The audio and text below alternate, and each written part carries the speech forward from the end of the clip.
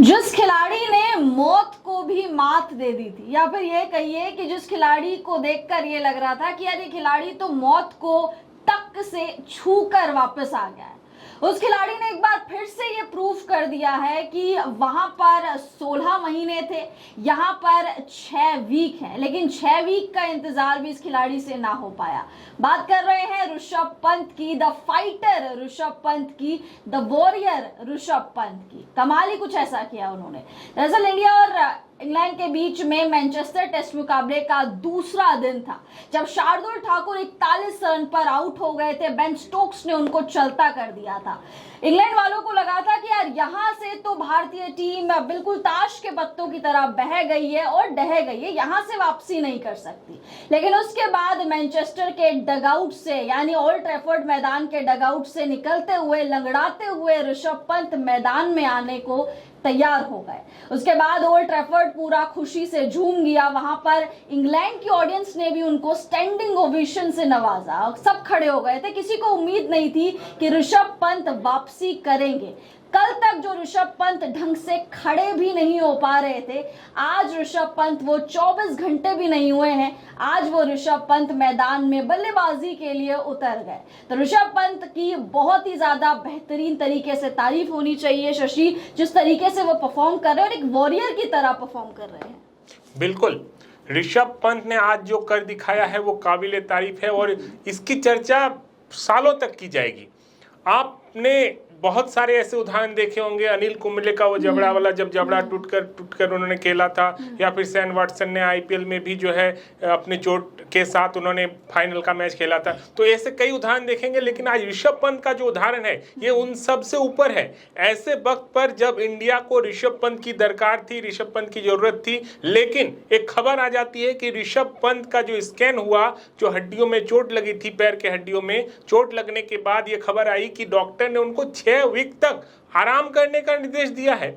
ऐसे वक्त पर जब आप उस पर खड़े भी नहीं हो पाते हैं ठीक से, उस वक्त पर ऋषभ पंत बैटिंग करने के लिए आ गए, और वो भी तब जब इंग्लैंड वालों ने ये मान लिया था कि ऋषभ पंत का विकेट हमको मिल गया है, रिटायर्ड हट वो हो चुके थे। और ऐसे वक्त पर ऋषभ पंत का खेलने आना ही बहुत बड़ी बात है। और ऋषभ पंत ने आज बता दिया है कि वो कोई साधारण खिलाड़ी नहीं है, वो बड़े जिगरे वाला खिलाड़ी है। कितने रन बनाएंगे, क्या उनके 37 रन के स्कोर से आगे वो कितने रन जोड़ पाएंगे, इंडिया को उससे कितना फायदा होगा, ये सब बाद वाली बात है, इन सबको छोड़ दीजिए। लेकिन ऋषभ पंत जो आज खेलने उतरे, ये सबसे बड़ी बात है। और ऋषभ पंत का आज बैटिंग करने आना, ये एक तरह से आप कह लीजिए कि एक मॉरल विक्ट्री है इंडिया के लिए।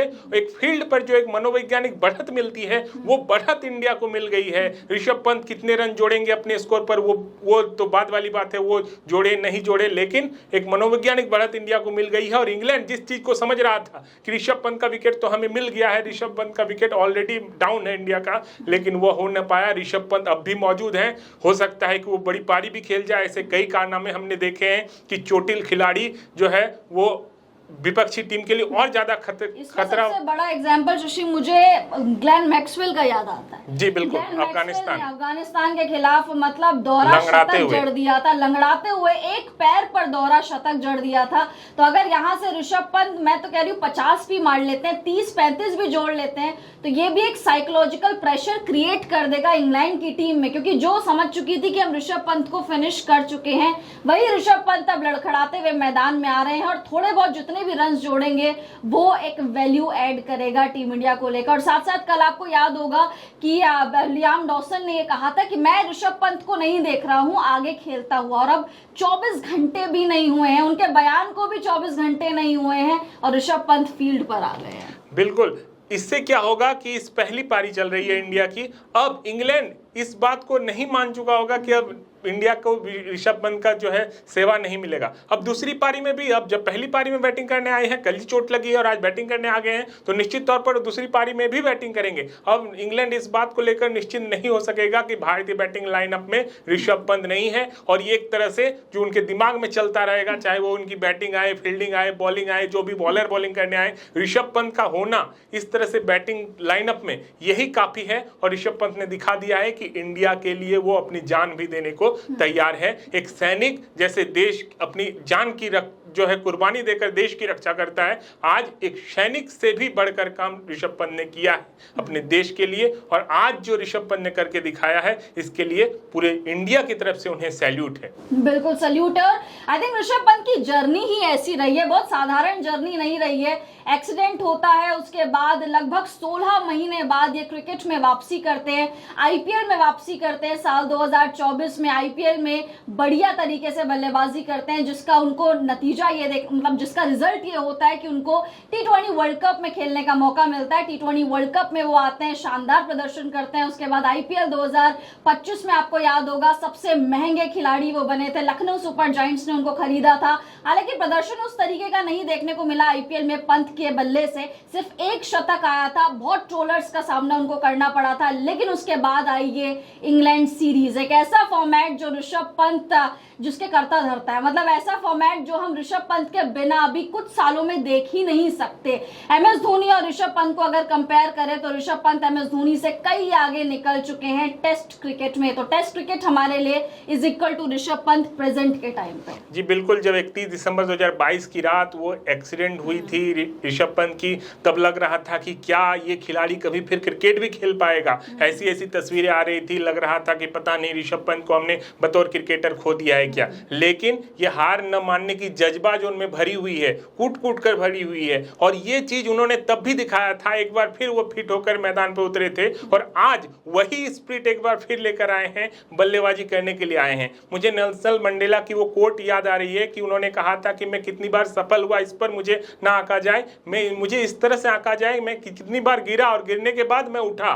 ऋषभ पंत बार बार गिरते हैं, लेकिन गिरने के बाद वो उठते हैं, संभलते हैं, खड़े होते हैं और फिर से एक बार भारत को सेवा देने के लिए तैयार हो जाते हैं। तो ऋषभ पंत की आज चर्चा होगी, सिर्फ आज नहीं, आने वाले दिनों में भी होगी। ये तो तय है कि वो इस सीरीज में आगे के टेस्ट मैच नहीं खेलेंगे, लेकिन इस परिस्थिति में भी जब इंडिया को जरूरत है, टैलेंटर्स में जो है बल्लेबाज ज्यादा बचे नहीं है, भारत को एक बड़े स्कोर की जरूरत है, वो लंगड़ाते हुए, दर्द से कराते हुए, हो सकता है उन्होंने पेन किलर बहुत सारे लिए होंगे और उन पेन किलर को लेकर ही वो मैच खेलने के लिए आए हैं। इसी तरह मैं कहता हूं कि ऋषभ पंत का आना ही इंग्लैंड के लिए एक मोरल डाउन उनका हो गया होगा। अब देखिए ऋषभ पंत अगर ज्यादा देर तक रह गए क्रीज में तो आप ये तय मानकर चलिए कि यहां से टेस्ट सीरीज टर्निंग पॉइंट हो सकता है और ये मोड़ ले सकता है। इसके बाद से इंग्लैंड का एक तरह से जो है उनका मन जो है गिर जाए, उसके बाद हो सकता है कि सीरीज का रिजल्ट भी कुछ और हो जाए, भारत के फेवर में आ जाए। तो ऋषभ पंत एक टर्निंग पॉइंट, बिल्कुल टर्निंग पॉइंट, और एक साइकोलॉजिकल प्रेशर, जैसे कि आप बोल रहे हैं कि प्रेशर आ जाएगा,